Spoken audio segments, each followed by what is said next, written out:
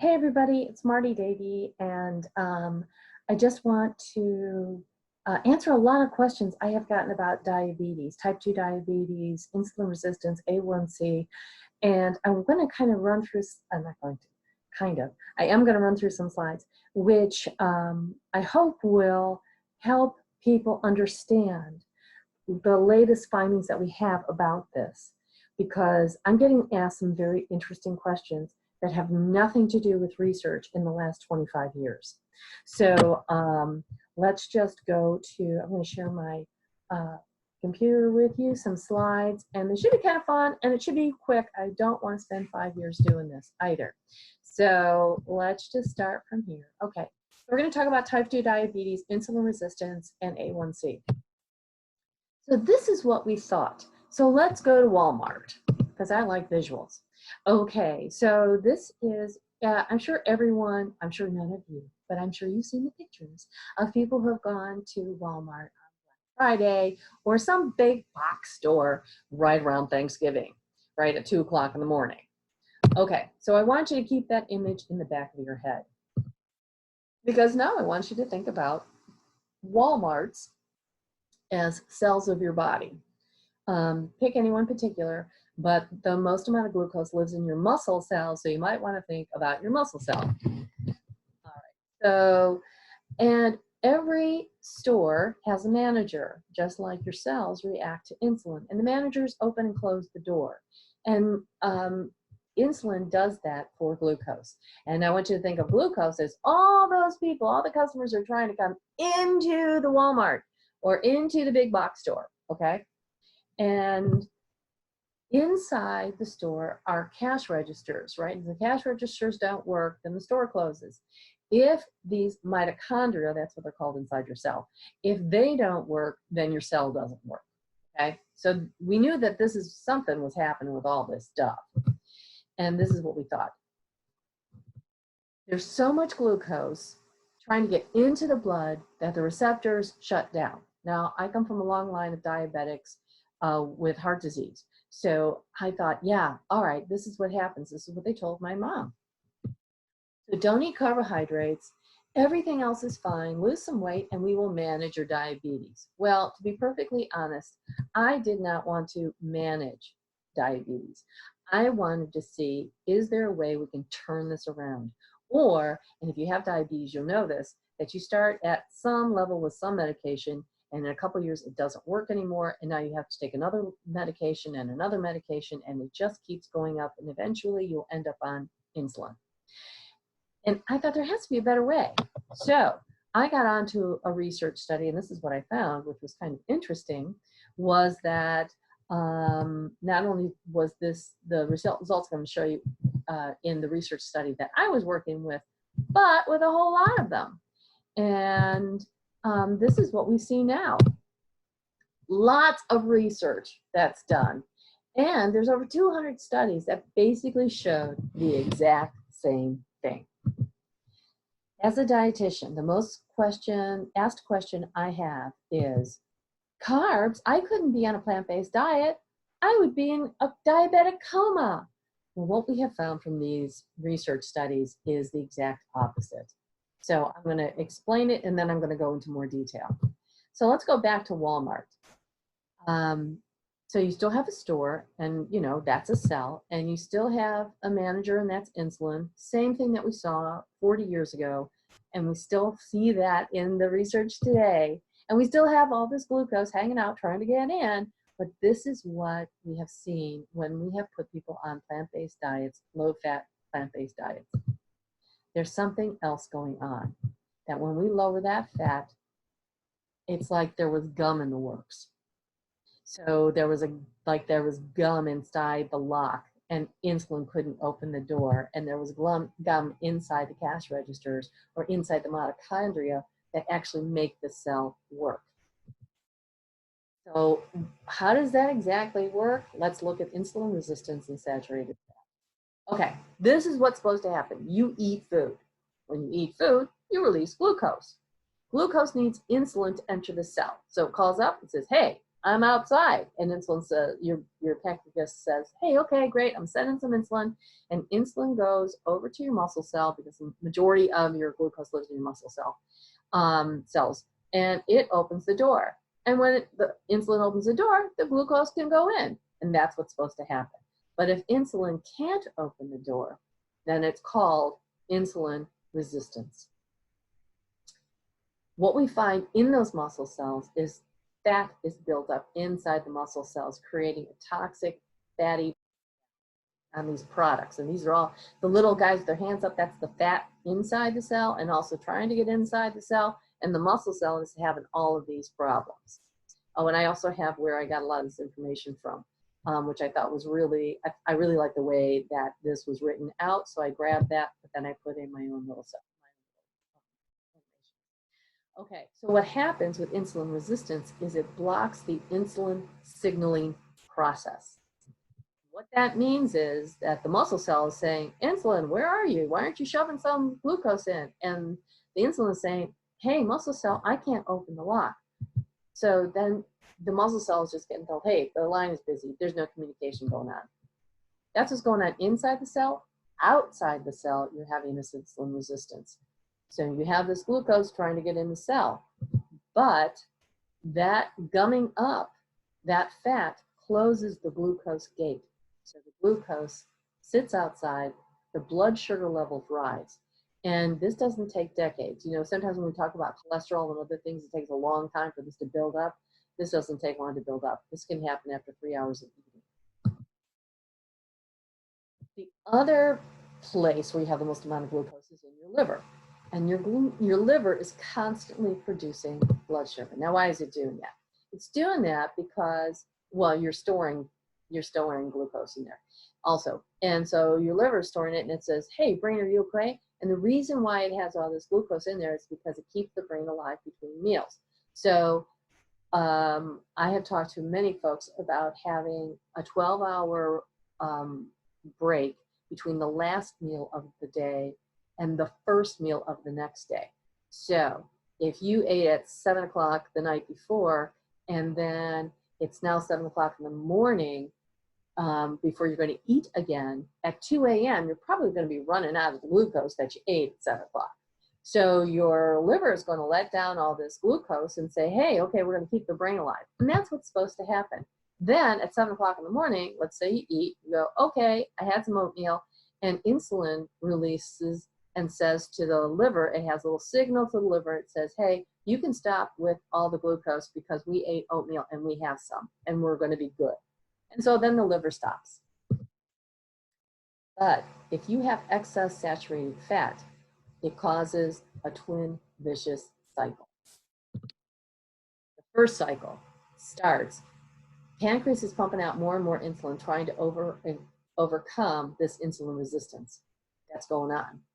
And so it's sending lots and lots and lots more insulin. Well, when you have so much insulin going in and you have so much glucose hanging out, the insulin then begins to turn the glucose into fat. So that's cycle one. You start with a healthy liver, but you got these higher insulin levels. It creates fat with the excess glucose in the system. And all that fat goes to your liver. And you end up with fatty liver disease. The fatty liver becomes insulin resistant. So the pancreas says, hey, we ate, so liver, you don't have to put out any more glucose, you don't have to do anything, but the liver doesn't hear it, and so it just says, well, I guess I got to keep pumping out glucose. And so it just keeps pumping out blood sugar on top of what you already ate. But your body is very smart, and it will always try to fix itself. So the liver tries to fix itself by dumping the fat back into the bloodstream, thinking maybe somebody could use this fat. Your bloodstream, you have to remember, not just goes into your cells, it goes through every organ in your body, including your pancreas. And that leads us to cycle two. Cycle one is fatty liver. Cycle two is death of beta cells.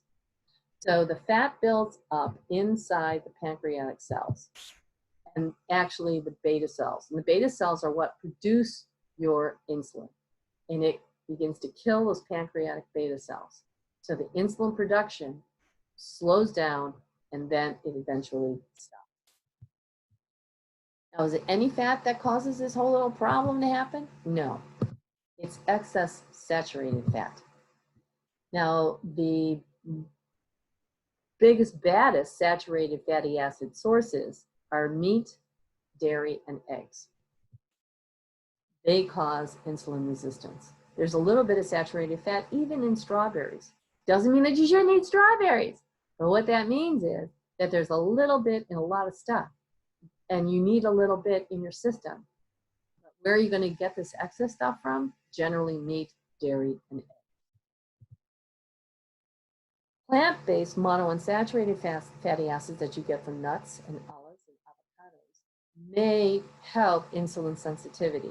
I'm saying the word may because we see that happening, but I don't feel as strongly that that is an absolute, that to me that's a really good theory that's been shown a number of times, but we're not 100% sure on that one.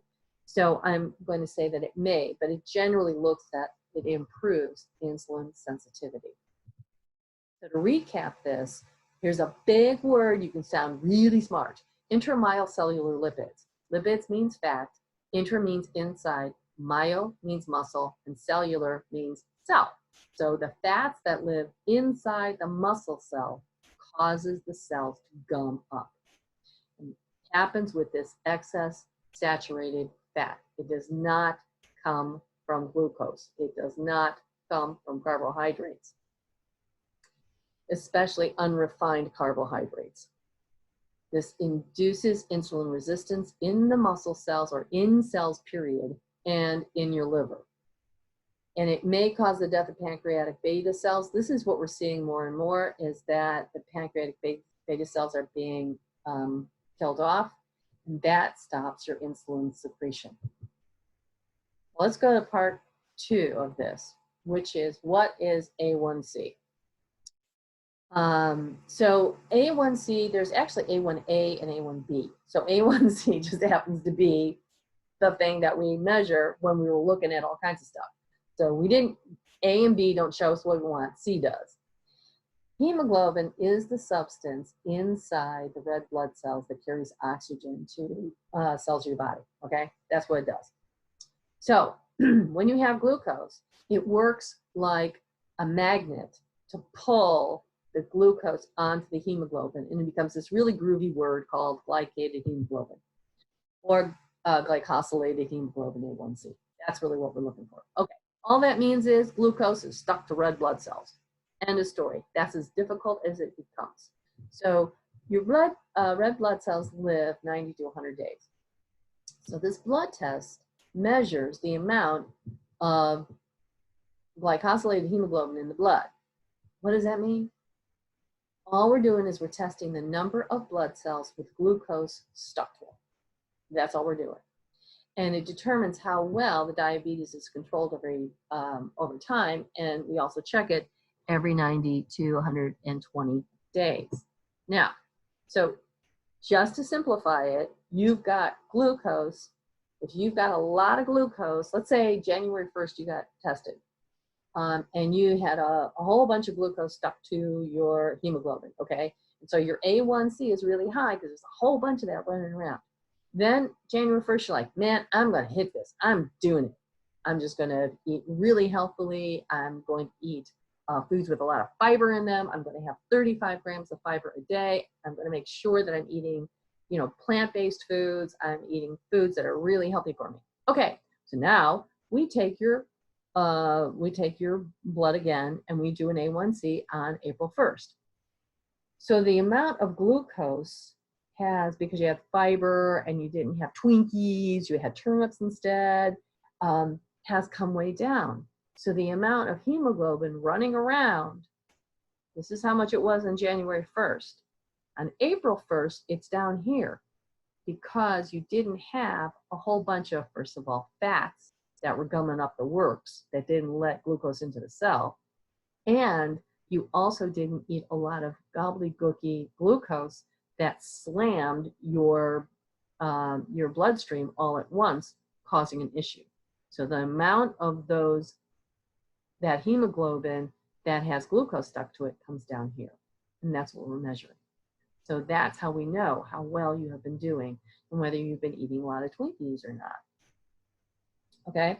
Now, how do I know this is true? Because I think that's a very valid question. Why are you just going to take it from me? Who am I? I am just some dietitian. All right, I'm going to tell you how I thought I realized this was true because somebody sent this to me. Not only have I seen this, okay, but I thought this was really fascinating. Don't trust me. You can trust the American Association of Clinical Endocrinologists. This is from the first slide they have to start working with lifestyle therapy. And the very first thing they say is maintain optimal weight, calorie restriction, right? If your weight is high, you know, let's try to get your weight down to something that's happy. And then a plant-based diet high in polyunsaturated and monounsaturated fatty acids. Now notice where I had those monounsaturated fatty acids come from, whole plant foods. So avoid trans fatty acids, avoid saturated fatty acids. That's where they start with. So it's not just me talking about this, it is the endocrinologists, the real authorities on these whole things, saying this is the way it has to happen. So if you're going to have fats, we want you to have fats. You're going to get a little bit from lots of different food, but you also want to have some really good fats that are going to be coming from nuts and seeds, avocados, olives. You want to watch the amount that you're going to be eating of those, and you don't want to add any fats in your diet. You don't notice I did not say have olive oil, have avocado oil, have almond oil. They were all from whole foods, because what you're doing when you have an oil is you are extracting something very specific. And what we find is you do the best on whole foods. So if you have any questions, honestly, you know, you can find me and you can contact me. And I'll be happy to answer any questions that you have. Thanks so much for watching.